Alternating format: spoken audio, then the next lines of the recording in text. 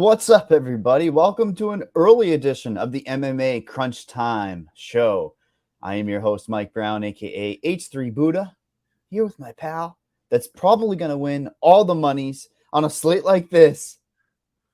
Jordan Cooper, Blender HG. What's going on? UFC on ABC, noontime for us East Coast fellas, and I like it. I'm up on Saturdays because of Premier League soccer, so it's not like it's that early to me. That's I was 10 up a.m., right? 8:30, right? Yeah, that's a 10 a.m. lock, right, for EPL. So I'm fresh. I got my coffee here, Frappuccino, whatever the hell, and I'm good to go. I don't like the fact that it's only 11 fights.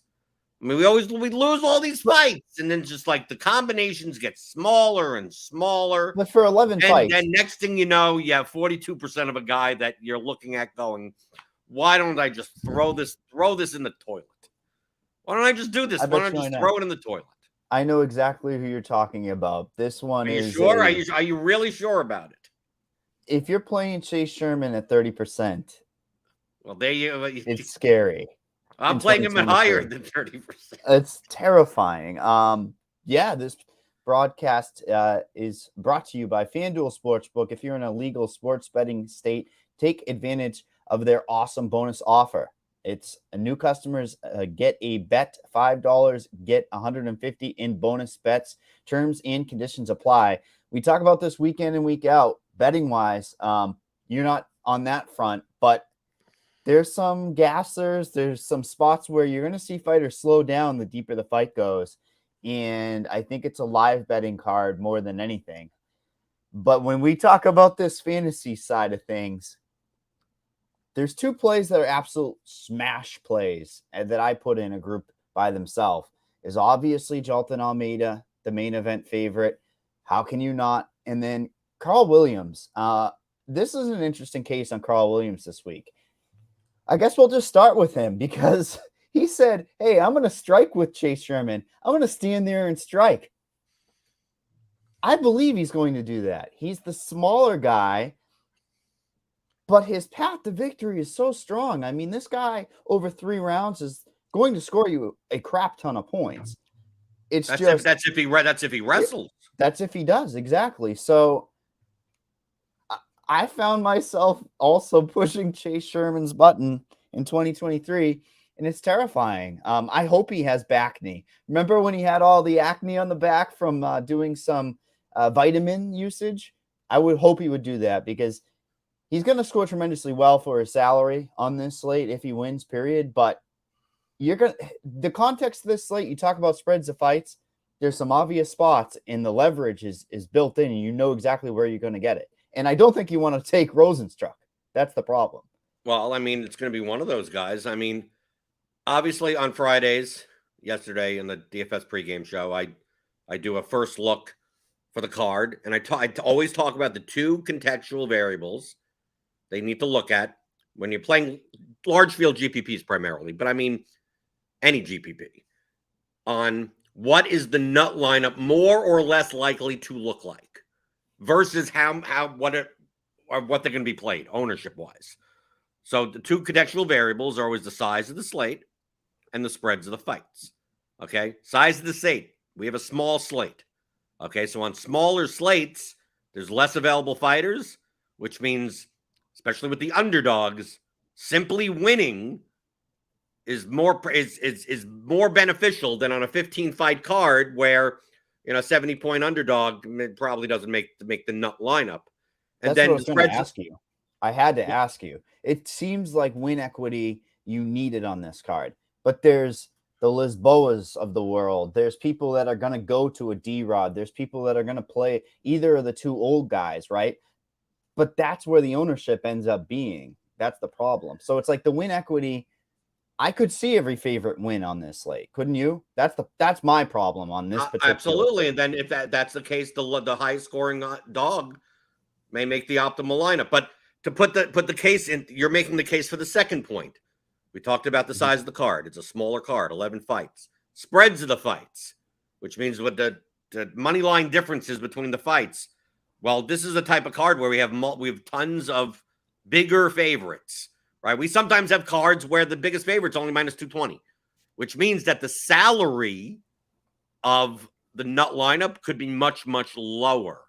But on cards where we get 5-1, 4-1, 4-1, 3-1, a bunch of 2-1 favorites, the less and less underdogs that win, the more and more likely that the nut lineup is going to use a good chunk of a lot of the salary, that you're not going to have a 47-4 lineup be the nut lineup. I mean, it can happen, but it's just less likely on a slate like this, which makes it a all because it's a small slate, and a lot of times on small slates, people overuse spending all of their salary, and the way to get a little bit less duplicated is by leaving money on the table. But as you start leaving more and more and more money on the table, your win probability starts going down and down and down, because we may not have 3 underdogs that win, right? We may not have 2, we may not have any on this slate. But it's not even like you could consider trying to lock in the lowest price fighter to get you a floor too. You have a contextual heavyweight main event that is juiced to the gills under 1.5 rounds. It's not like you have a featherweight fight like that's over 4.5 rounds minus 220. You know what I mean?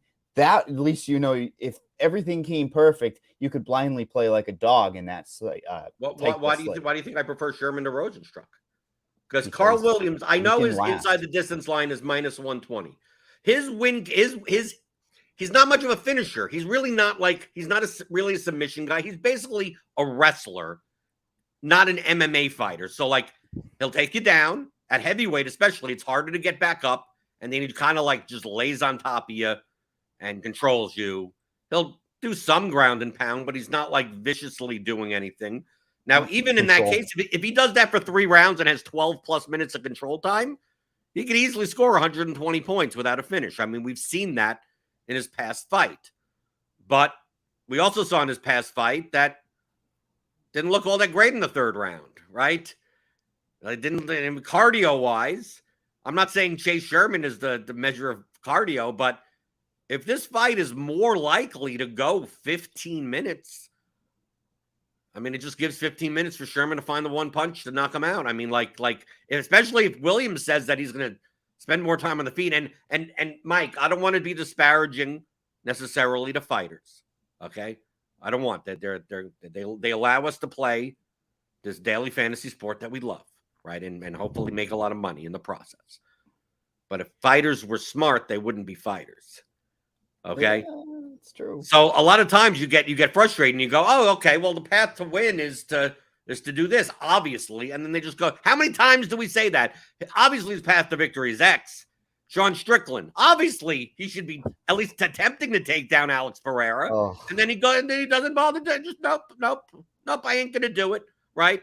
And then we have factor. And then Mike, we have people that say, well, I'm going to go and stand and bang. And you know how many times they go and stand and bang?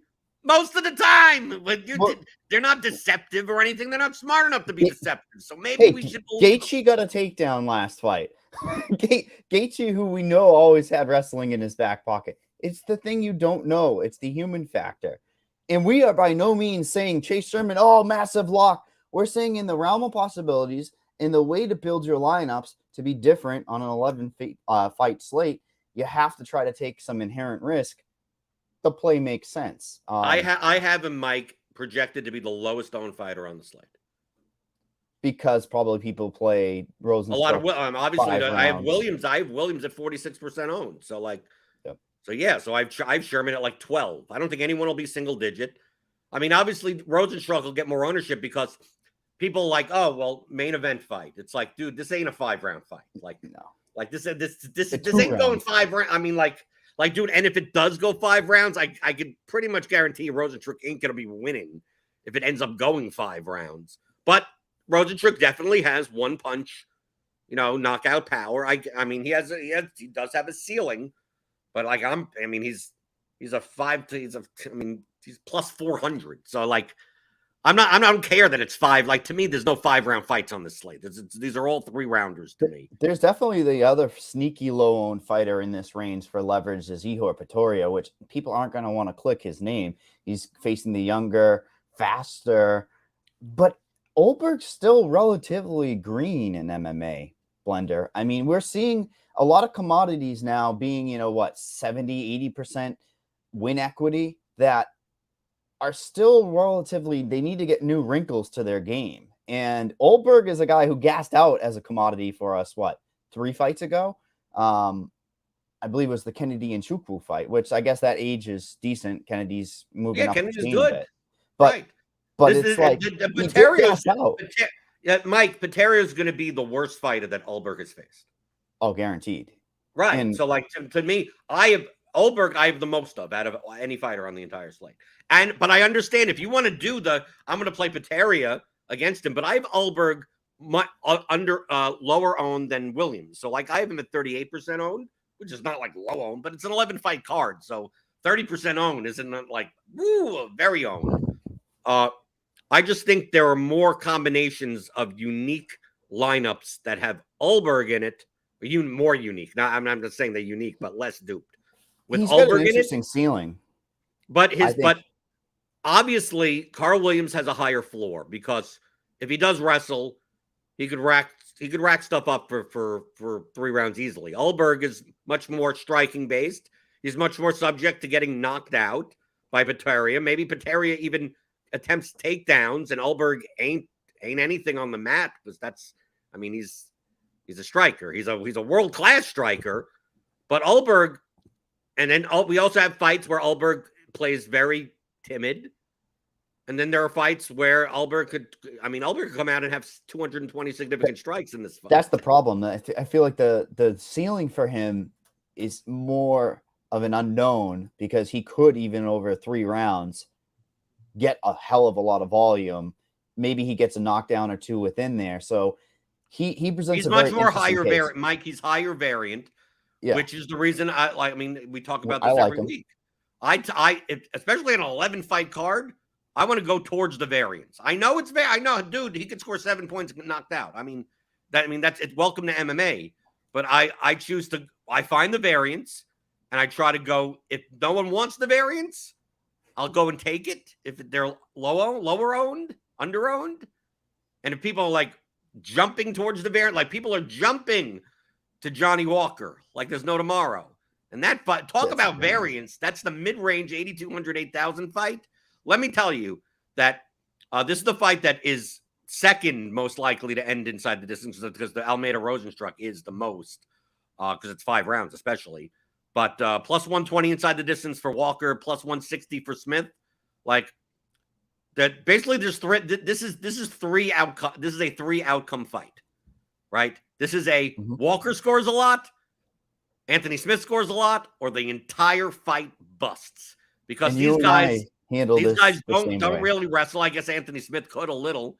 So basically, it's either a first round knockout by one of these people, or this could be a fight where the winner scores 52 points. If they just aren't aggressive and just go 3 rounds and spar essentially. Well, Johnny Walker did that. I don't expect it out of this fight, but those are the 3 outcomes, and there's an inordinate amount of ownership on this fight. I have the Smith side over the Walker side, but I do have this fight in a lot of lineups only because at 8,200, 8,000, if either of these guys scored 90, 100 points, welcome to the optimal lineup. Johnny Walker once went 5 rounds and scored 19 fantasy points. That is incredible. That was one of the worst main events of that I've seen in 3 years. Yeah. Obviously the Namajunas Esparza fight was by far the worst of any fight in the history of MMA, maybe. But again, that's the variance of that particular fight. And I'm trying to look at this and say it's going to absorb 75% of the ownership. And there's possibility that it does bust. But that's why this fight card is interesting. People are going to gravitate towards jamming in guys like that. When I started this whole week thinking to myself, I think the old men are the key cogs to this whole entire slate.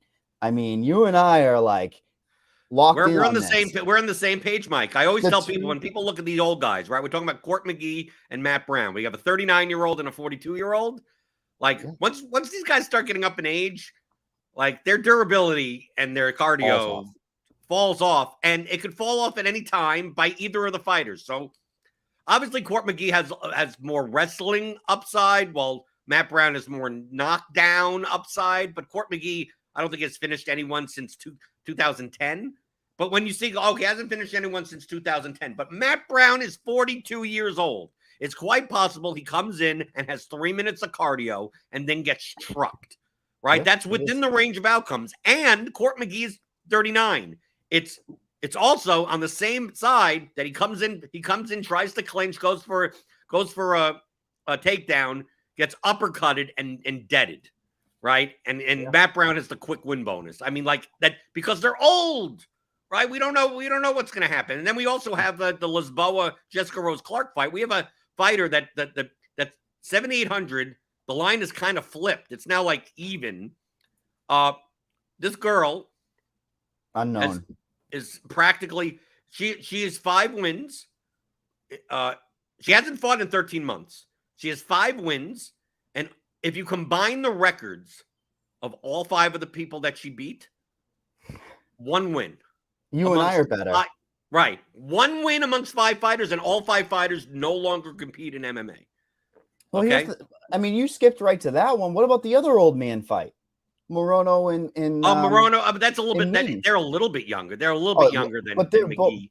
There's a lot of both guys knocked out last fight too. I mean, I prefer the Morono side. I think Morono and McGee at 8,800 and 8,700 are going to be underowned, just simply due to lineup construction, because people are going to go like Almeida, Williams, and then Almeida, Williams, Walker, Rodriguez, Lisboa, and like you need to find like a cheap guy, like maybe, I mean, like that's going to be the popular construction.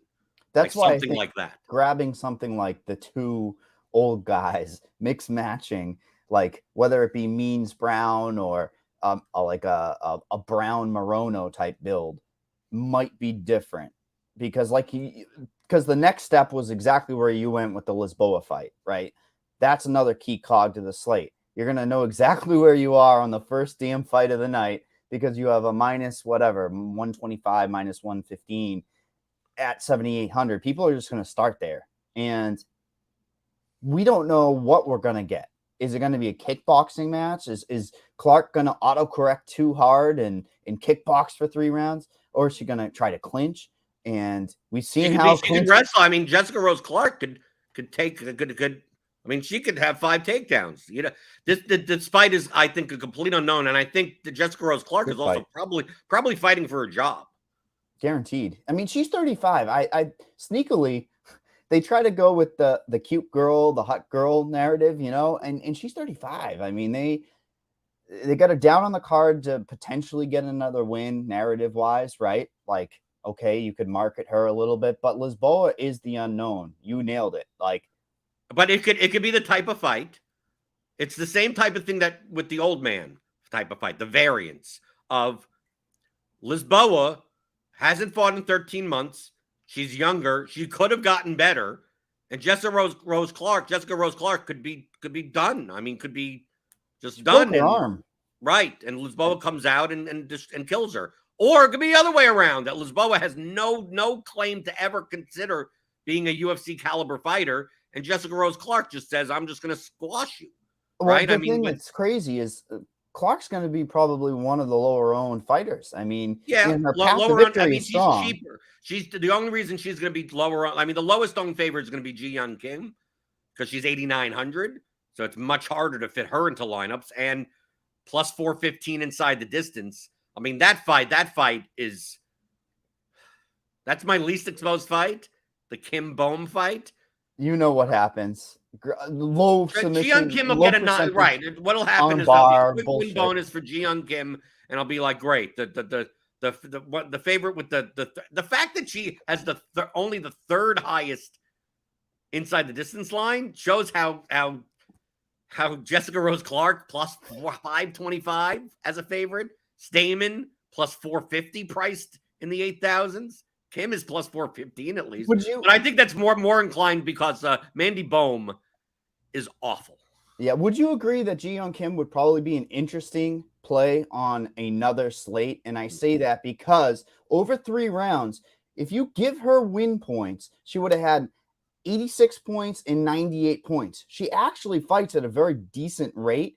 and she's got just a barrage of power. Right. The And UFC stats love that, right? The next thing you know, it's like, how the hell did she get 188 strikes, right? Like out of volume nowhere. striking that wears Right. down the opponent over 3 rounds. So it's like eventually she will get like a 3rd round finish and score a gajillion points. Like you said, those little phantom type striking, and then plus the knockdown, there will be a ton of points to be had. But context deflates everything. It's extremely difficult to play this fight. And it almost terrifyingly, I think I'd play Bohm more often Kim price wise, right? And Right, it's right. not like It's a I price play. I want mean, to. right. It's the most likely outcome is this fight goes the distance and someone wins via probably a 30-27 Kim decision, and she scores 80 points or something, right? Mhm. But if it's a split or whatever and it's close enough, maybe Mandy Bone squeaks it out. Greasy, 72 points, 70 points, 60, which, dude, maybe the only underdog win on the entire slate. So, like me, that That makes Mandy sense. Bone has more value to you from a lineup construction perspective. But Kim needs to, I mean, at 8,900, she needs to outscore at least one of Almeida, Williams, or Ulberg, or Gary, or Morono. I mean, like, she just has to outscore so many fighters above her because you're probably not going to be able. I don't think you could go Almeida, Williams, Kim. Like, good luck on that. I mean, like, Yeah. I don't know what you do. I don't know if that's going to, because now you need 3 underdogs in order to fill that lineup, and I'm not sure if 3 underdogs win on this slate. So That's the problem. And that's why it would make me try to play Bomb, because honestly, I don't want to give away too much on the cash front, but if I was building a cash lineup on this slate, I'd just say no. I'd rather just put all that money towards GPP. I would probably play Bomb in cash. well, only because you're looking for a floor. I mean, you're basically Yeah. looking for fights that'll go right. Like I don't can't mind. punt. I don't mind. Like, I mean, dude, even Sherman. Sherman I mean, if he gets smothered on the mat, he can't score many points. But typically in cash games, like when in doubt, especially for underdogs, like you want fighters that are less likely to be finished. Like even when they lose, they score 38 points for you or something, right? In a decision loss, and that's much better than you play Eor Pateria in cash, and he gets. terrifying. I mean, he could have 3 points. I mean, like he could gas out, and you're going, "What the hell am I doing?" Yeah, there's right. a lot. We got about 20 minutes until lock. Everything holding. We just don't want any more cancellations. That's really why we're on this show. Well, dude, if Sherman pulls out again. Oh, no. Look, that fight is the 7th fight. So what do you think? By the 4th fight, we know if we're okay. No, the worst feeling in UFC DFS is when the broadcast starts and says we have bad news. Yeah, and then that's when you just close the laptop and you. That's when I get angry that I don't understand that we have MMA reporters. We have people. It's UFC Charlotte. There are people there. There are people in the press, in the media section, media passes. How do you not know? Like after the James Krause, someone has to present a format sheet to the broadcasters. So it's not like the broadcasters don't know at like noon, right? They'll know at 11:50. The James Krause situation is what really ruined it, because nobody wants to on their camp tell a reporter or tell somebody. Yeah, but if the fight's canceled, what does it matter? All bets are void. Who cares? Yeah, it's true.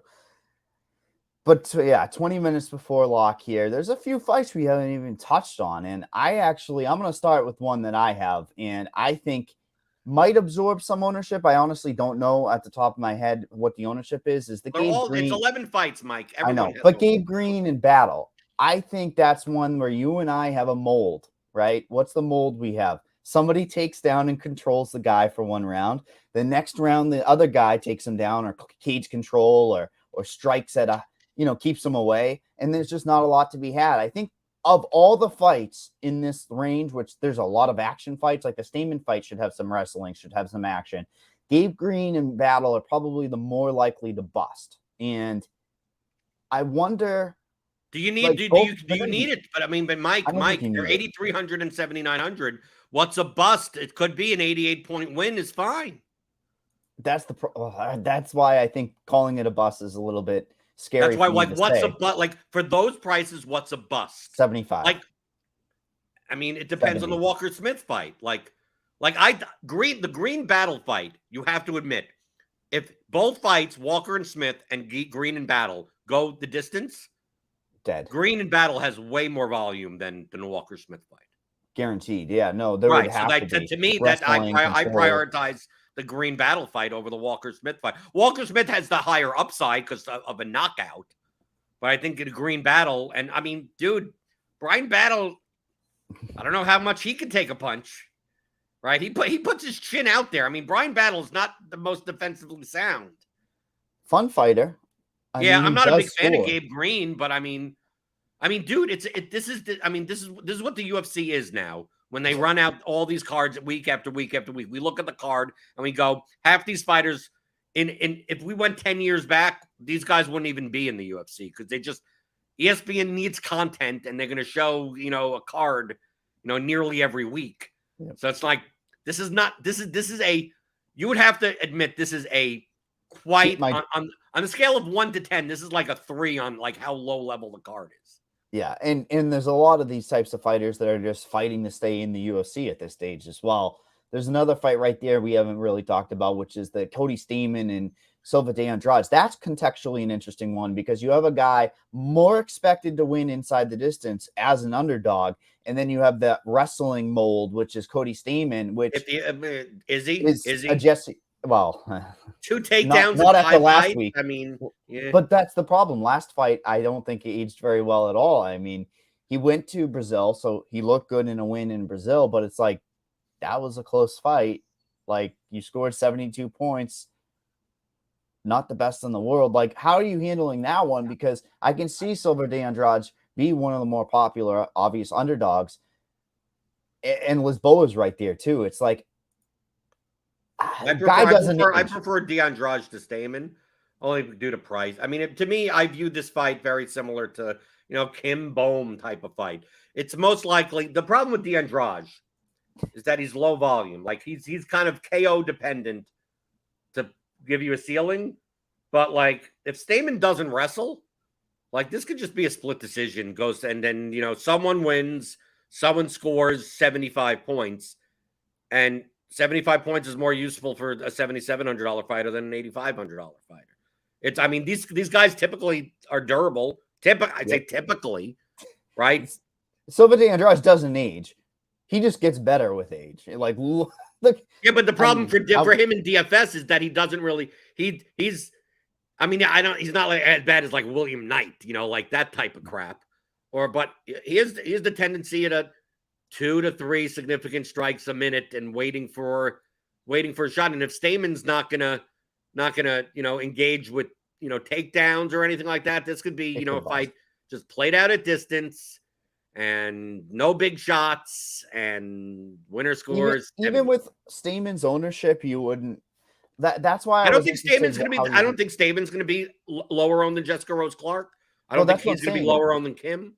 Like one of those two fighters, Stamann and Clark, it seems like your type of mold. Just due to the lower owned, the path could be wrestling, right? Could be going for takedowns. The variance way more on the Clark side of things, but yeah, I prefer Clark, Mike. I mean, only because of the unknown in Lisboa.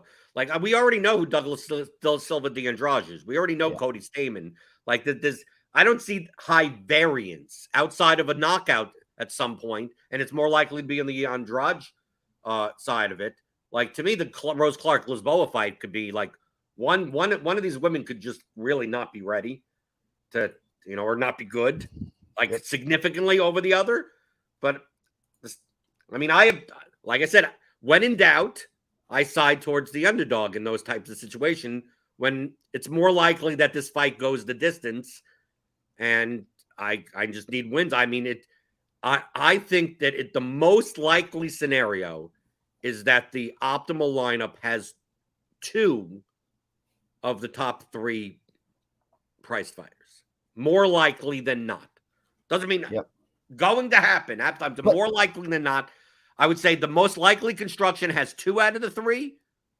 Then 1 out of the 3, like it's like to me different. There's going to be like Almeida Olberg builds that are obvious. There's going to be but we haven't even talked about Gary. Obviously, they are. But I mean, I do have Almeida Olberg lineups, but a lot of them have Sherman in it because it's against the Williams lineups. You need to get right. Ugh, it's just frustrating build wise. Well, we haven't even talked 11 about fight card, Mike. What are you supposed to do? Shake my head. Ian Gary fight. Withdraw. What are you going to do? Withdraw? You could withdraw if you want. No, God, no. What do you think? I'm crazy. I was going to play 75 lineups, but I'm only playing 50 today. Smart. Well, what about those 25 that would have won? We have the Ian Gary fight that isn't. Why is everyone on Daniel Rodriguez? Can you explain this to me? Is it because Gary got knocked down in his last fight? Is that the only reason? It's bias. We know bias. And Ian Gary is just going to he's got so many tools to win the fight, right? UFC knows what they're doing. They're still trying to build him up. Ian Machado Gary, the future, right? Like, I mean, I think he's vastly overrated. I mean, you have to agree. Oh, yeah. God, yeah. But Daniel Rodriguez is 36 years old. I mean, it's not like he's a spring chicken. I mean, if I were to say these guys are going to be in a prison fight, I'm taking the guy with the neck tat. But it's not. It's a mixed martial arts fight. He's going to have the speed advantage. He's another one of those guys I'd group in the Alberg, right? Unknown ceiling. Because if Gary ends up getting a ceiling, it might be a lot of significant strikes. This is the spot where he should wrestle. Would you agree? I mean, D-Rod, more likely, but I mean, it's Ian Gary. I'm not sure. I'm not sure if he will. I think the Daniel Rodriguez is a much more processed opponent. Yep. And Ihor Pateria against Carlos Alberg. So, like, the difference is, to me, it's like night and day. But Daniel Rodriguez is going to be the highest owned underdog on the slate. I think. No. Yeah. Gross. It's so I have him at 36% owned. And that's over-owned for this. Doesn't mean I want to play Gary at 9,000 because in most scenarios, Gary wins this via decision and scores 90 points, which could be fine. It could be okay. But, I mean, Gary could wrestle a little, but I don't see 5 takedowns. But, of course, Gary could also be clipped. So, I mean, because Daniel Rodriguez is out of all the fighters on the bottom, I mean, Daniel Rodriguez is, way better than Jay Sherman is a fighter. I mean, I understand why people want to go there, but I think it's the context of the slate, Mike. It's that people look at the underdog list and go, geez, who the hell do I play? And they look at the top of the card and they look at the 9K fighters and go, well, I want to play Almeida. I want to play Williams. I want to play Alberg. The public is going to want to try to start lineups automatically with the Lisboa, the Almeidas getting up. Well, I won't even talk about the top range. I'm talking strictly dogs then. Silva de Andrade. That's why it makes me want to think, I know the winner's going to have like a Means Brown type of build, like weird, like two from the same, like, I don't know. I don't want to say Brown Bohm, but like in just below these guys that are going to be higher owned, like Silva de Andrade, Lisboa. I mean, we know all the ownership. I think, Mike, there. The most, I have it up on my screen. I think the most duplicated lineup is going to be a 49-9 lineup, and that's Almeida. I have that. Williams. Walker. Yep. Lisboa, Silva de Andrade, and Daniel Rodriguez. I mean, like it's a 231 ownership sum, according to my ownership. It's the highest. And it fits. But know what you're signing up for. I mean, people should know. You're signing up for a 178-way, train. I mean, exactly. Feel free to do it if you want. I don't. Yeah. I don't have this. I don't have this line. I've grouped out, so I can't have this type of lineup. Smart. We have about 10 minutes out. Still news front. We're okay. Fingers crossed. What do you think? I mean, I think we're almost done here, but yeah. Anything else before we get out of here? We don't really have any questions in the YouTube chat. You could smash that thumbs up button or the like button, whichever way you want to consider it. Give me those thumbs in the morning. I like them in the morning. Yeah, thumbs in the morning are good. William Knight. You need your thumbs to fight, right? You need your thumbs to fight. Yeah, I don't know because William Knight did lose the decision last night on the Massachusetts regional scene. William Knight is still fighting? Oh, he just fought on CES organization. Did he throw more than 3 punches? I am going to have to go look and do some research after this because how do you lose a majority decision against like a janitor? It's pretty impressive. Well, by not doing anything. I mean, I thought he was done. I thought after he got cut by the UFC, I thought he was just going to be done. But he's so talented. That's the problem is the guy is he's not too talented. He just looks like an action figure. It's in between the ears. You can't fight if you're just going to be timid. Like, If come if on, if they were if take a risk. fighters were smart, they wouldn't be fighters. Yeah. Next week, though, we end up having about 12 fights. I won't be here though. A fight that was supposed to be on this slate. I know, but Oh yeah, the Dern fight. we were Good. supposed to have the Dern Hill. I'm glad, Mike. I am missing. I will be in Alaska on a cruise, missing the Mackenzie Dern fight. But as a main event, it's the main event, right? Yeah, we had 2 fights canceled. The Levy fight on this slate would have been an interesting one because there's many more possibilities with having a guy that was like minus 105. And then I think people were going to be drawn into the Pete Rodriguez first rounder bust. And I was like, please sign people up for that because it's Pete Rodriguez. He beat the hell out of a reporter last time. But yeah, I think we got about 8 minutes left. This MMA Crunch Time brought to you by Fanduel Sportsbook. If you're in a legal sports betting state, take advantage of their awesome bonus offer. New customers get a bet $5, get $150 in bonus bets. Terms and conditions apply. Nothing like betting on sports with a coffee in your hand, a noon fight start time. The fight should be getting better. I mean, what is it? The Las Vegas week, Blender? What is it? Fight week, but that's in the beginning of July, right?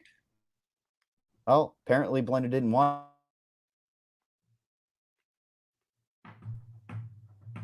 It is, and it looks like I lost connection. Am I back? I'm here. You're back. Maybe it was me. Okay, we're good. Okay. See, yeah, Las Vegas week there. The fights are only going to get better, so make sure you save some of those shekels for that. Oh, that face is amazing. You're like, the fight. Maybe they'll get better. Maybe they could get better. It's scary. They should get better. Make sure you follow us on Twitter at BlenderHD, at H3Buddha. We'll get you out of here so you guys can get your lineups with about 7 minutes left. See you guys next week. Not you, Blender.